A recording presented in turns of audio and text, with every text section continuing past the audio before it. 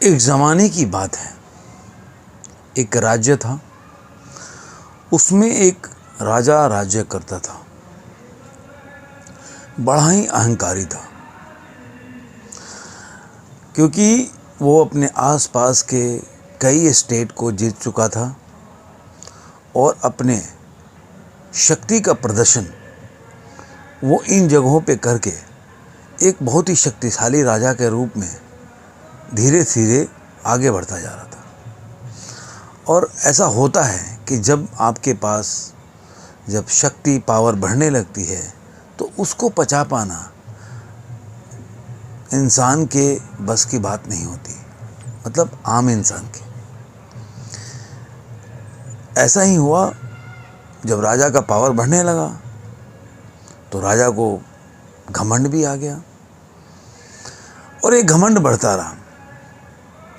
एक बार ये राजा एक किसी विद्वानों के आयोजन में पहुंचे।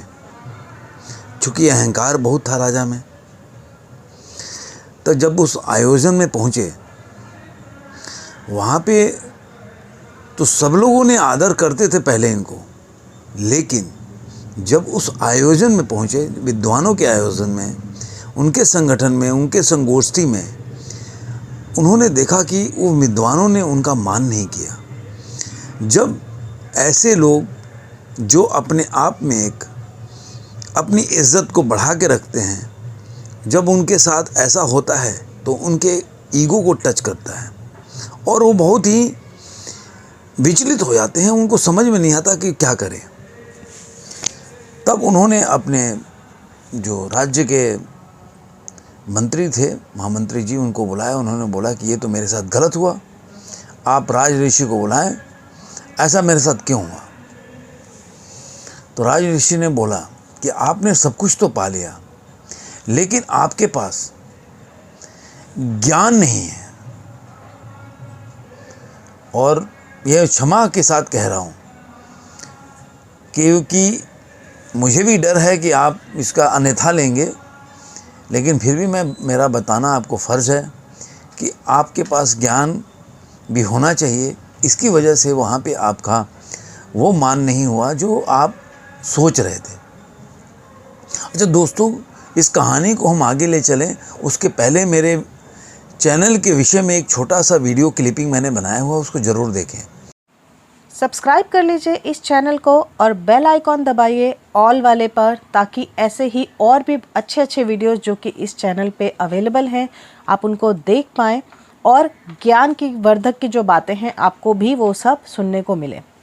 ज़्यादा से ज़्यादा इस वीडियो को या इस चैनल को शेयर करिए। जो भी आपको पसंद आता है उसको लाइक करिए, शेयर करिए अपने फैमिली एंड फ्रेंड्स में, और लाइक के साथ में, शेयरिंग के साथ में कमेंट करना बिल्कुल मत भूलिएगा। आपके कमेंट, रिव्यू बहुत वैल्यूएबल है। उम्मीद करता हूँ आपको इससे काफ़ी जानकारी हुई होगी। चलिए देर न करते हुए कहानी को हम आगे लेके चलते हैं। तो जब राजा को यह एहसास हुआ तो उन्होंने क्या किया कि जितने भी बुक्स वगैरह थे, किताबें वगैरह मंगाया, उन्होंने पढ़ना शुरू किया। अब इतने बुक्स होते हैं, इतने पुस्तकें होती है कि आप पढ़ते पढ़ते आपका पूरा ज़िंदगी भी निकल जाए तब भी आपको लगेगा मैंने पूरा पढ़ाई नहीं की। कुछ दिनों के बाद राजा को एहसास हुआ, अरे क्या है, मैं कितना पढ़ूंगा, पूरा टाइम इसी में जा रहा है। तो उन्होंने एक दरबार बुलाया अपने मंत्रियों का। बोला कि देखो, अब मेरे पास इतना वक्त नहीं है इतना बुक्स पढ़ने का, आप लोग एक सूत्र ऐसा ढूंढ के निकालो जिसको पढ़ने से मुझे सारा चीज़ों का ज्ञान हो जाए। एक ऐसा सूत्र जिस सारे पुस्तकें जो भी हैं, जो भी ज्ञान के जितनी भी पुस्तकें हैं उसमें सम्मानित हो।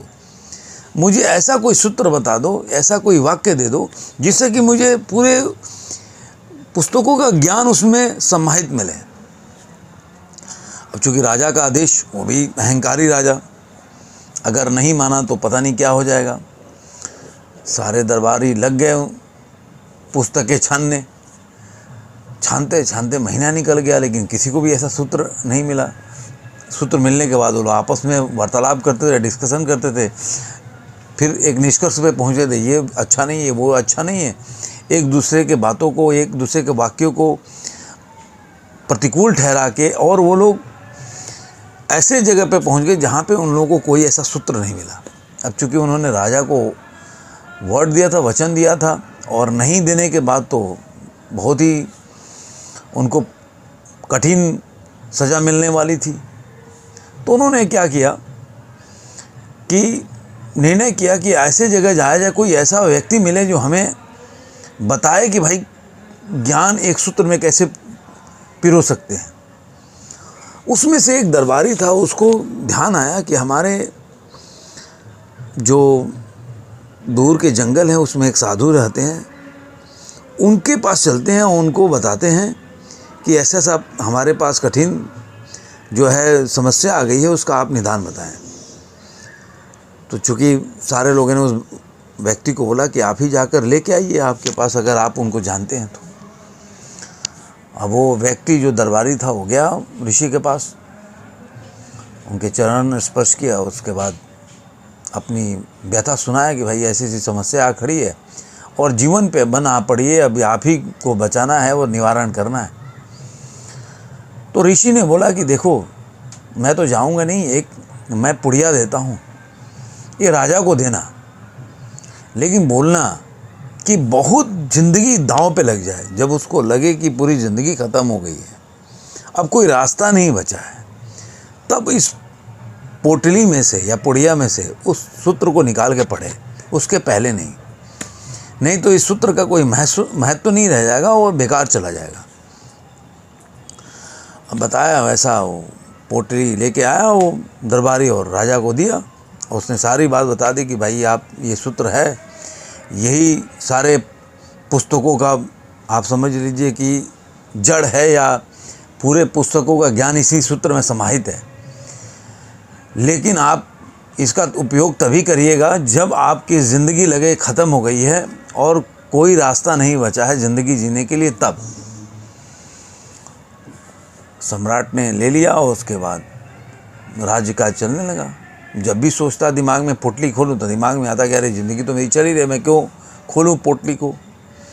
ऐसे करते करते दिन भी निकल गए।